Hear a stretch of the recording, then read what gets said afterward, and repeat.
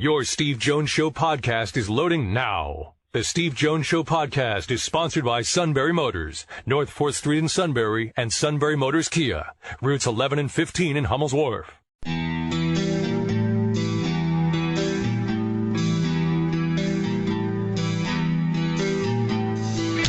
Sports talk where your voice counts. This is the Steve Jones Show on News Radio 1070 WKOK. Now from the Sunbury Motors studio, here's Steve Jones. Sunbury Motors, 4th Street in Sunbury. Sunbury Motors Kia, routes 11 and 15 in Hummel's Wharf. We have a lot on our plate today because the Phillies are in this time slot tomorrow, and I'm traveling on Friday. We're going to get a lot in a short period of time. Our high school roundtable is today. So who do we end up on that with, Sean? Hey, how about this? Remember I told you that Zach Showers appearing on this show would be a bucket list item for him? Yes. Zach Showers be joining us next half hour.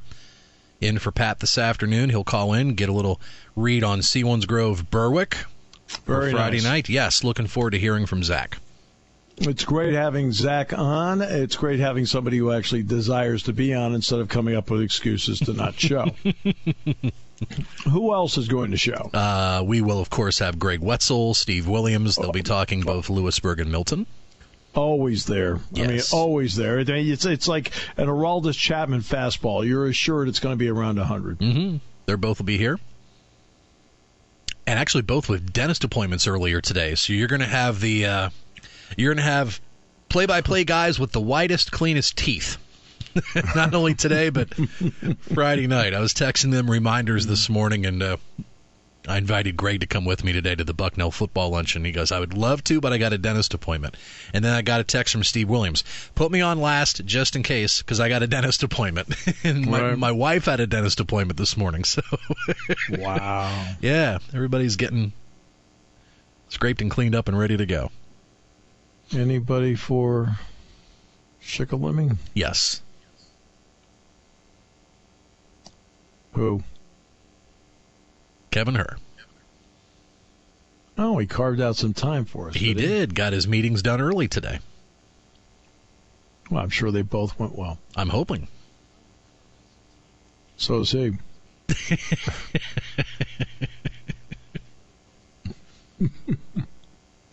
All right, good. That's great. And then my brother at 4, right? Yes. And then we have... Then we get down to business. Tony Knopp, the business of sports. Kevin always hated this segment because it took away the aura of what sports is. Well, it's a true reality check. Well, I mean, sports is a business. Yeah, we got to talk about what makes the sports world go round. But it's also an entertainment form. And well, what I love too about it, we get a vibe and a sense with Tony what's trending and what's coming up, which is really cool. And he is spot on. Well, the entertainment part, let me get to that for a moment, beyond the business of it. Akram Wadley of Iowa takes a swing pass, a wheel route, and then takes it 68 yards for a touchdown against North Texas. He gets to the 10-yard line. He high steps 2 or 3 steps, like boom, boom, boom, into the end zone and scores, right? They flag him, take the touchdown off the board, and they flag him 15 yards for unsportsmanlike conduct. Now, do I want wild and crazy things that sometimes border as gestures or something that's not family proper? Of course, I don't want that. But my goodness, there has to be a realization for those who are always talking, it's sportsmanship, it's sportsmanship, it's sportsmanship. Look, sportsmanship comes in all forms. A guy high-stepping into the end zone for a touchdown is not bad sportsmanship. That's joy. Okay? And, again, the people that are putting in some of these rules on such things, idealistically, I understand what they're saying because sportsmanship is really important. But realistically, let's not forget, there are not 100,000 people showing up in a stadium wanting to watch something sterile. They're showing up 100,000 strong at a stadium, or so far this season, one game, 109, almost 110,000 here, because they want to be entertained. Now, part of the entertainment is your team winning. That's an important part of the entertainment.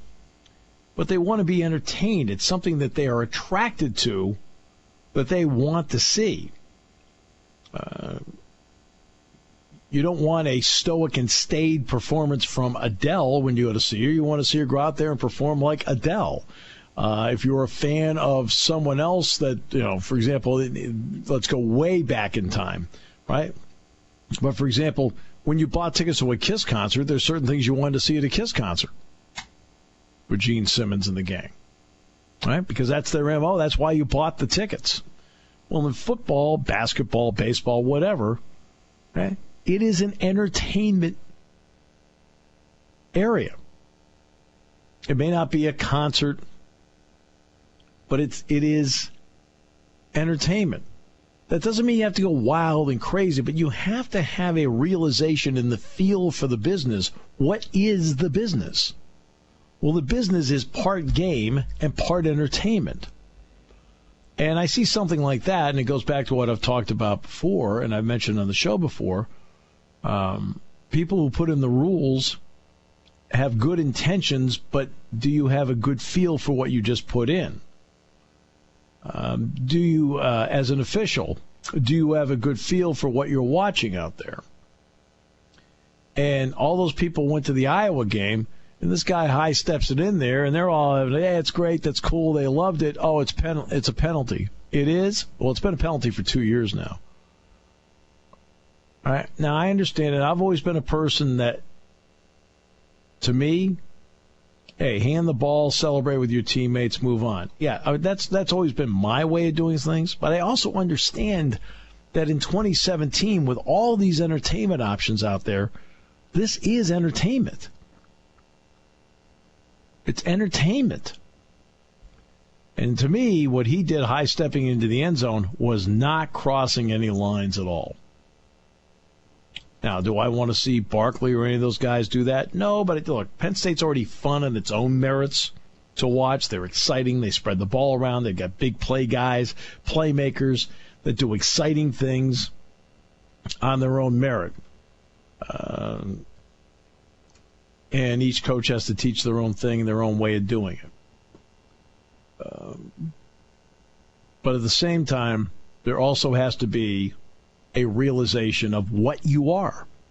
The NFL loosened up its rules this year on end zone celebrations because they, after going one direction, are trying to recapture what they are. They don't want to be known as the no fun league.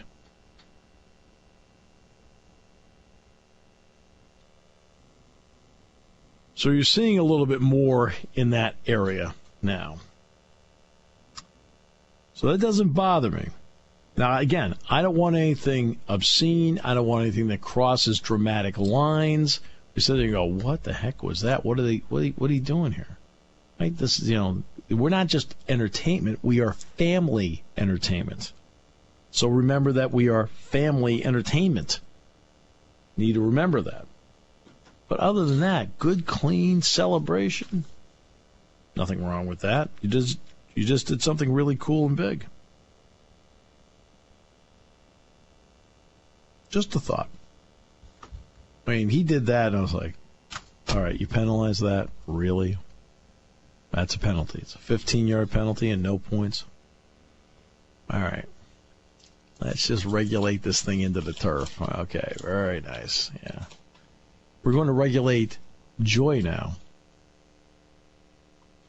Well, we don't here.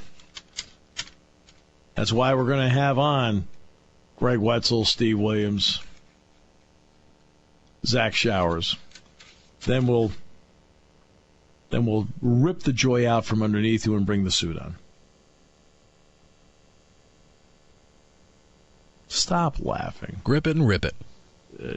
Grip it and rip it. Well, he's got to be in a good mood. He has to be. Suit has to be in a really good mood. Yeah, we'll find out.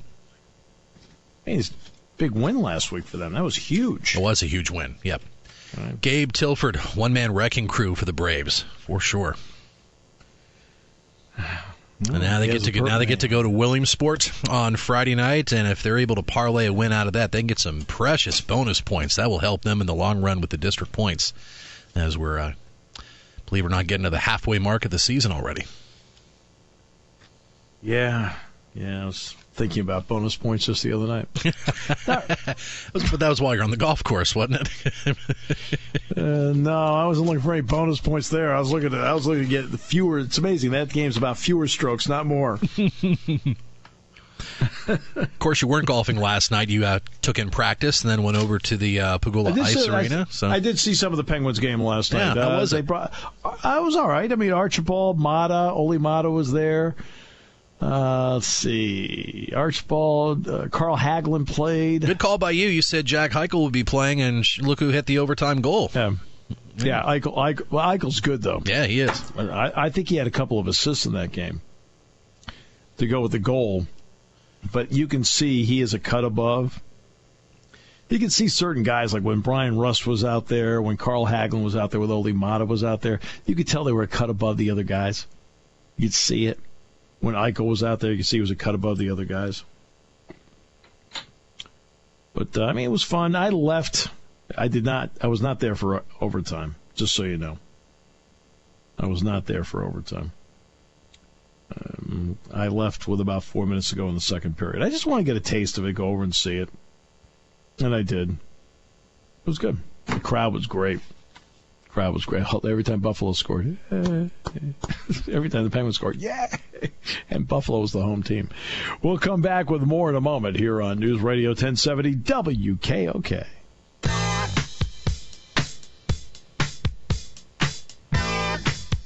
All right, busy today. Next half hour will be our high school football previews. We're doing it today because tomorrow the Phillies are in this time slot. It's the last time the Phillies bump us this season. And they've been exciting and fun down the stretch. I've had several Phillies fans coming up to me saying, you think Rhys Hoskins is for real? That was a quarterback club today. I had several fans ask me if they thought Rhys Hoskins was for real. So they're creating a lot of buzz, a lot of places. I think Nick Williams, same thing.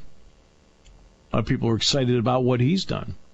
So down the stretch, it appears it has finally happened where there's some slices of gold out there for Phillies fans to hang their hat on, and they'll be in our time slot tomorrow. And then Friday, we're going to have Gary Dolphin, the play-by-play voice of Iowa football, is going to be on the show. Give you a read on them going into this game on Saturday night. At 7:30 Eastern, it's going to be 6:30 there. It's going to be between 85 and 90 probably at kickoff, and then about 45 minutes in when the sun goes down. It'll finally cool off there. Now you have to account for everything, and part of the job for James Franklin, and he's so detail oriented, is to take all this into account and make certain decisions along the way, while at the same time making the players think it's no big deal. And that's really important. The players don't have to think playing in warm weather is a big deal. But as a coach, you want to make sure you put all the precautions in place in your own way to make sure that everything's covered. And that's what they'll do. You see, Jake LaMotta passed away today. 95 years old, Raging Bull. If you've ever seen the movie Raging Bull, that's the story of Jake LaMotta, who fought Sugar Ray Robinson 6 times in his career, beat him once. Different time in the fight game. When LaMotta beat him, they fought again 3 weeks later. It's a big deal now when a guy fights once a year, let alone 3 weeks apart. George Paterno was a very good friend of Jake LaMotta's. And He always had some great stories he would tell us about it or relate to us about something either Jake LaMotta said, did, whatever. Some Jake LaMotta stories that George would pass along to us. Because, again, Jake LaMotta and George were very, very good friends. George Paterno. 95 years old. You ever get a chance to see the movie? It's actually Martin Scorsese directs it. It's in black and white. Robert De Niro won the Academy Award for Best Picture. I also think it won an Academy Award, I want to say, for Best Editing. Did not get Best Picture, but I think it won for Best Editing. Yankees lead it over the Twins 11-3. That game is in the bottom of the fifth inning. The Yankees are playing great baseball right now. Red Sox and Orioles play again tonight. Red Sox won last night in 1-0. The Red Sox have been outstanding in extra inning games this year. Outstanding. Next half hour is going to be high school previews.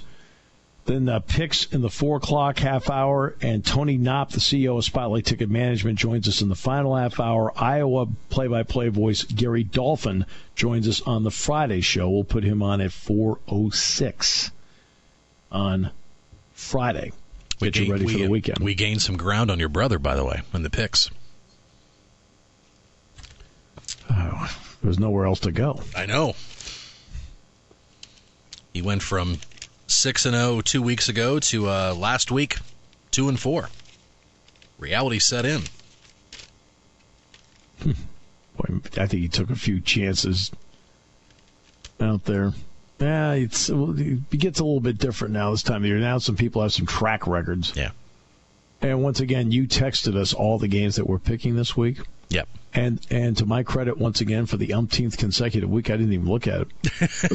And I don't take it personal. I saw it was there, and I thought, okay, we'll get to that. Because, do you realize how many of these I do? I do 3 of these. You do a lot of them. Then I'm walking out of the Bucknell luncheon today, and I check my phone for messages, and your brother sent me a text. He goes, I deleted the picks by accident. If you have time, could you resend them to me? Right. A text you've never read from me. That's right. Because Jack, Derek, and I do the Best Buy one on game day. The TV show I do, which we taped earlier today, we do it then too. And then there's this. I admit on all 3 of them, I'm flying by the seat of my pants. Because I try to put a lot of effort into one game, if I can. Well, it's like that song from the Offspring from 20 years ago. Pretty fly for a white guy. Sunbury Motors Lincoln continues to make American luxury affordable. Sunbury Motors Lincoln has 2017 Lincoln MKZs starting at $39,930 or finance for 0% financing for 60 months or 1.9% for 72 months. Another brand new Lincoln at Sunbury Motors Lincoln under $40,000 is the 2017 Lincoln MKC. SMC has the Lincoln MKC starting at $39,995. Sunbury Motors has been satisfying more customers and selling more cars since 1915. And the time is now to see just how remarkable the entire Lincoln lineup is. At Sunbury Motors Lincoln, you can buy a $47,000 Lincoln MKX for only $43,715. American luxury is affordable. Do yourself a favor and head out to Sunbury Motors Lincoln in the North 4th Street Auto Plaza, Sunbury, and at sunburylincoln.com. Financing with Lincoln AFS with roof credit. Tax and tax extra. Offers in 9/30/2017. See dealer for details. Taking your calls at 800-795-9565. This is the Steve Jones Show on News Radio 1070 WKOK. Now from the Sunbury Motors Studio, here's Steve Jones.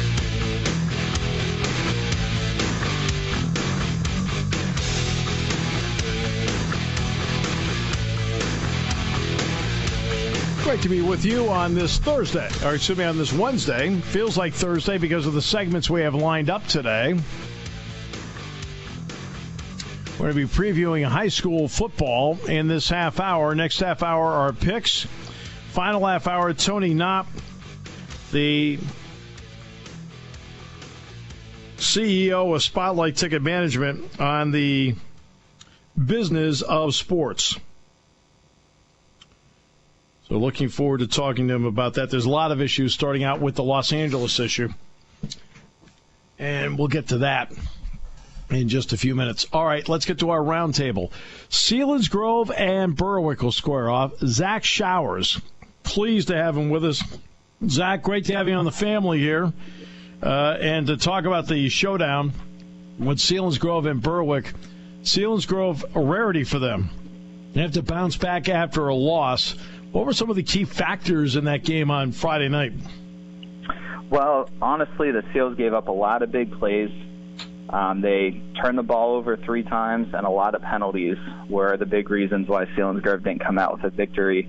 Overall, the defense played well. The offense actually had more than 100 yards over Schick in the stats, but Selinsgrove gave a couple scores, and all the scores came off of a 3rd and 9, a 3rd and 13, an 89-yard kickoff return for a touchdown, a 4th and 4, and a field goal after a 4th and 1. So really, looking back at it, was actually kind of the inability to get off the field in big situations that Shikellamy scored a lot of the points.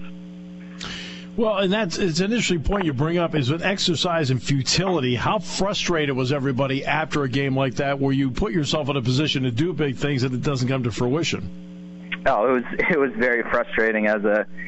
We joke as being Selinsgrove fans as well, and I'm a Selinsgrove graduate. I mean, any time to lose to Schick is a tough loss, but to lose by 2 points, and that was kind of a theme throughout the second half. Selinsgrove went for 2 twice and didn't make it, and the margin ended up being 2 points. So 2 extra points would have tied the game. So it was definitely a frustrating game for Selinsgrove.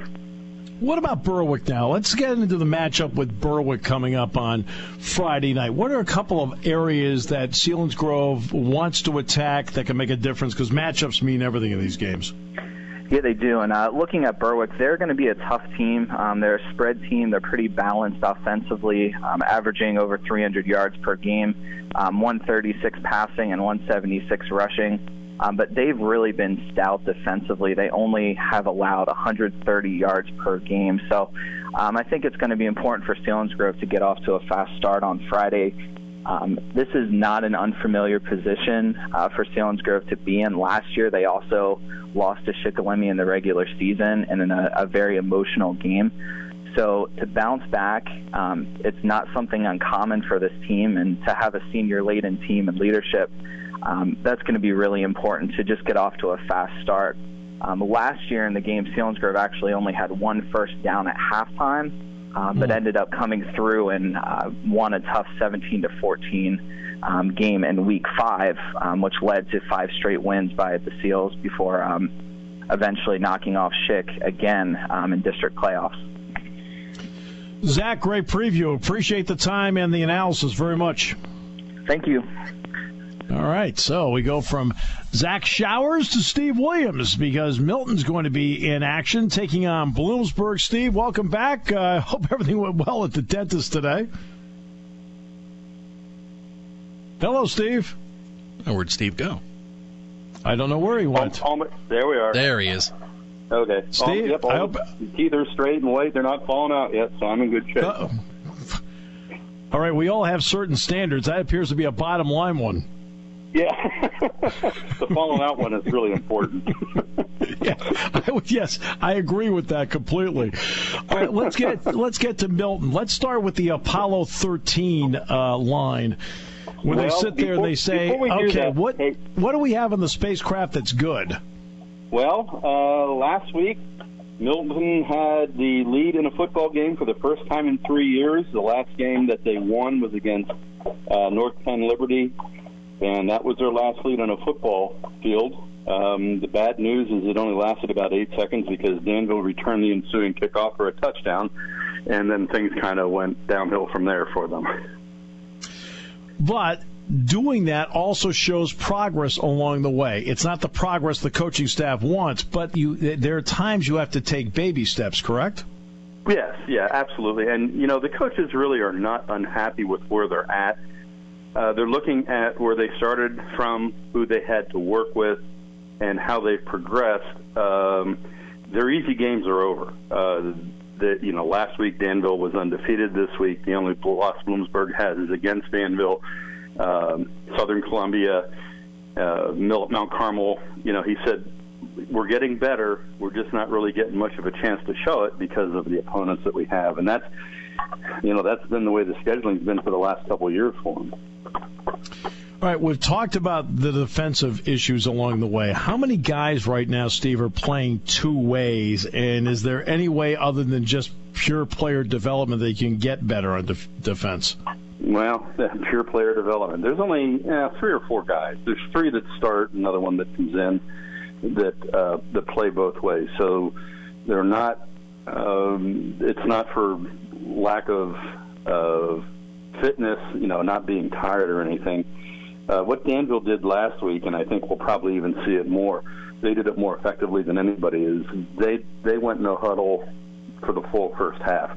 There were times when they snapped the ball, the play clock would come on at 25, and they were snapping the ball 20 seconds to go. And the Milton defense didn't have enough time to signal in their defense. The kids didn't have enough time to think about it because they are so new, and it really showed. Through the second half, they pretty much just played on their heels, kind of watching the ball go by them because Danville was just hitting the line of scrimmage so quickly. So what about Bloomsburg now? What are some of the key matchups in this one?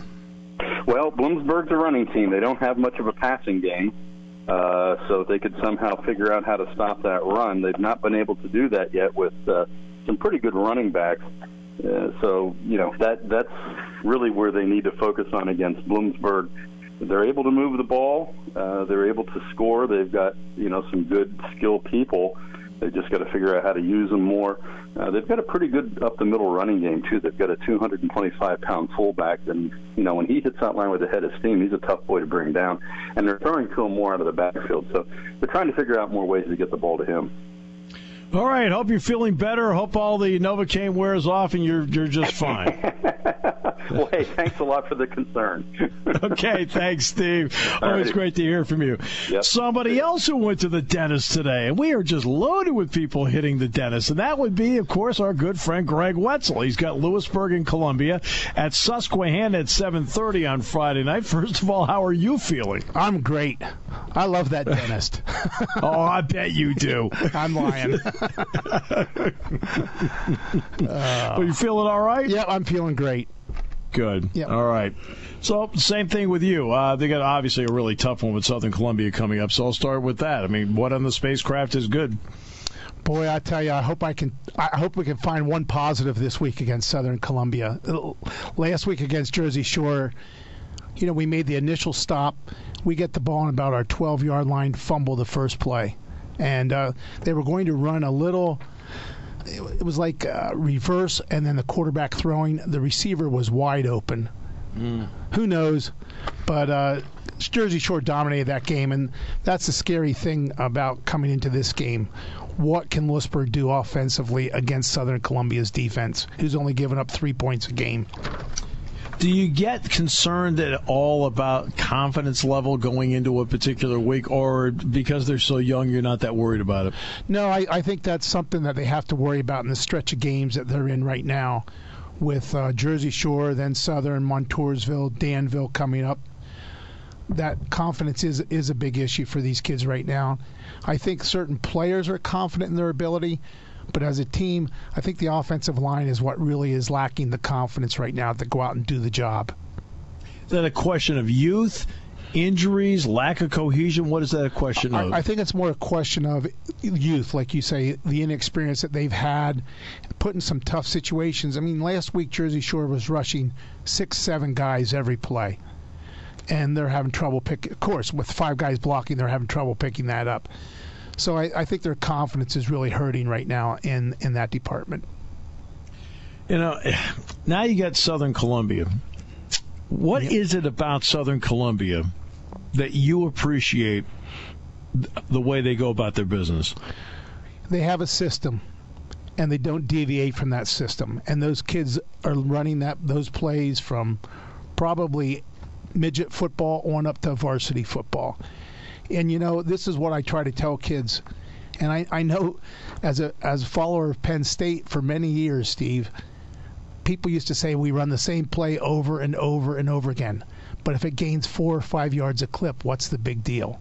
Right. And that's what everybody knows what Southern's going to do. Everybody knows what they're going to run, but they can't stop it. And that's a testimony to Southern Columbia.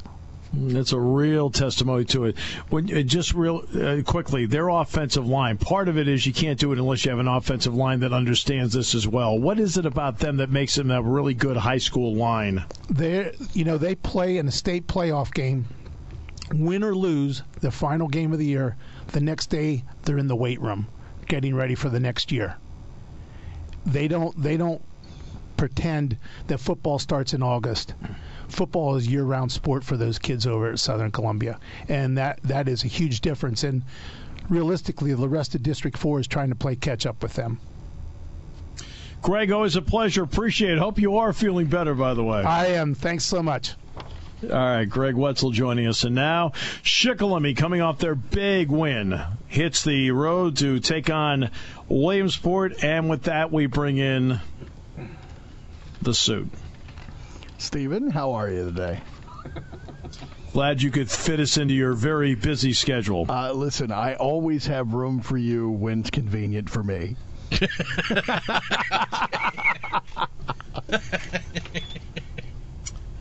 And unfortunately for you, we're out of time. Shikellamy Braves football is on News Radio. Go ahead, play it, Sean. K.com. Here's the handoff. Right up the left side is Tilford. Tilford outside to the 10, to the 5. Touchdown, Shikellamy! Shikellamy. All right, there we go. You practice that in front of your mirror? Or? No, never. Hey, that tells me yes. I get excited over field goals. I get excited over we know touchdowns. that. We know that. We know. We're the only ones in the history of man to play a promo on a field goal from 32 yards out in the middle of the game. Well, actually, we had another one last week. I'm surprised it didn't make the cut. It was only a 30-yarder, that's why. Yeah, it didn't make the game night cut. Yeah. No. So it has to be of a specific distance? It has to be over 30. It has to be plus 30 to make the cut, yeah. Great emotional win last week. Why did it happen? Well, I think the two reasons it happened is Shikellamy for the first time showed that they had the ability to really gut check and have a moment where they know they have to make a stop and felt confident that they could make a stop. And it happened not once but twice. And you heard Zach talk about it. It was both times on a 2-point conversion. And this is the ball game right here, both times. And they came up with a gut check moment, stopped the run that they had struggled with all game. And then they came back and made a defensive play toward the end right when they had to. I mean, emotional roller coaster either way. I mean, you just gave up I think it was a 55-yard interception return from the end zone that you were trying to ice the game away on 4th down. And it gets returned to the midfield stripe. I mean, what are the odds of that happening? And it's in Selinsgrove or Shikellamy territory. Then you give up a big running play by the quarterback, a 20-plus yard running play. And you're thinking as time's ticking down and they're running out of timeouts, that is this going to happen again? Well, they had that third gut check moment. And then Tate Krankowski comes up with a big interception right before the end of the game to ice it. Was it Did you wonder why Selinsgrove was chasing points when they were? They started the game a little bit slower. It was kind of interesting. We talked about this after the game between Coach Hort and myself. Last year, Shikellamy started off very slow, played the second half much, much better, and threw an interception late in the game, and it cost him the playoff game. This was the reverse. Selinsgrove started off a little bit slow. Shikellamy again hit big plays, and then Selinsgrove's offense really started to click in the second half. The Braves defense did what they had to do to stop them on those big 2-point conversion opportunities, and of course that last series throwing the interception, it was kind of a reverse of the playoff game a year ago. Now Williamsport on the road. A lot to prove again. What will be some of the keys in this game? Well, you don't have time for big game letdown, that's for sure, because you're looking at an offense that is putting up 200 yards on the ground. And Shikellamy has struggled against the run this year. So this front four for Shikellamy and the linebackers are really going to be tested here on Friday night against a Williamsport team that is not as good with a couple of injuries as they could be. I mean, it's hard to believe that 200 yards on the ground, averaging per game, and you could actually be better. I mean, this is a Williamsport team that can really move the football. On the other side, you're looking at a Shikellamy big play offense. Steve, 3 completions for Gabe Tilford in the game last week. 2 of them were touchdowns. All right. And what's happening in the world of digital media? Oh, it's all ones and zeros, man. It's all ones and zeros. That's a digital joke. What, you don't have a cricket sound effect? Is that the problem? You didn't warn me ahead of time. I feel like I'm speaking for the audience. Play that promo again. Shikellamy Braves football is on News Radio 1070 WKOK and WKOK.com. Here's the handoff. Right up the left side is Tilford. Tilford outside to the 10, to the 5. Touchdown! Shikellamy! You missed the I think it was 85-yard kickoff return to start the second half. That was huge. Better. That was huge. I actually almost got drowned out by the stadium that time. One can only hope. I'll tell you what, no matter how hard I try, I still set them up for you. I still set you up, no matter how hard I try not to. He lives for this. You make it easy. Oh, man. No, let's get something straight. I don't live for it. That's right. You live for game day. You live for game day. We know that. Okay. Well, it's going to be at Williams. It's going to be a good game for you coming up on Friday night. It's going to be a great test. So, believe it or not, this is a place that I've never done a game. So I'm actually looking forward to visiting the Millionaires. I've never done a game at Williamsport. I think I've done. Back in the 80s, I did 3 games there, 4 games there, something like that. Yeah, back in the 80s. This is probably the only stadium, I think, in the region that I have not done a game. So it's kind of interesting that way. And back then, that's when Lockhaven and Williamsport, they played every year. Right. Yeah, early. They usually played their September early games there, played there every other year. Been there many a times. It's been a while since I've been there, but yeah, been there quite a few times. They've expanded it since then. Now it's turf. Of course, back then it was grass. All right. Well, appreciate all the time as always. And those are the big games we've got coming up for you this week, including Lewisburg against Southern Columbia. That will be at Susquehanna at 7:30 on Friday night. And then, of course, we've got Milton in action as well. And Shikellamy is going to be at Williamsport.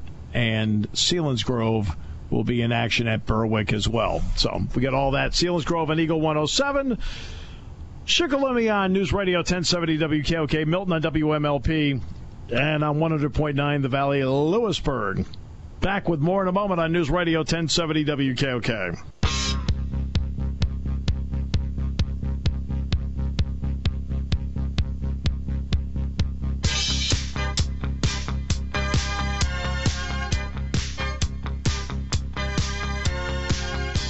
I'm still trying to. That joke crashed and burned. It did. I didn't expect it. It kind of threw me for a loop too.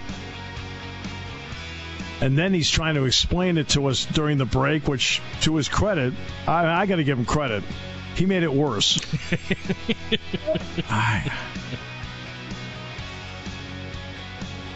I think Coach Hort laughs at some of the stuff, but I don't think he can hear him. He does a great job. He'll have the game for you coming up on Friday night at 6:30 the airtime here on News Radio 1070 WKOK. That's going to be a heck of a game. That might be the best matchup of the weekend right there, that Williamsport game against Shikellamy in high school football. Really good one. So we got Mississippi State, Georgia, Notre Dame, Michigan State, UCLA, Stanford, Atlanta, Detroit, Seattle, Tennessee, and the Raiders, Redskins. Oh, okay. You are listening to News Radio 1070 WKOK Sunbury.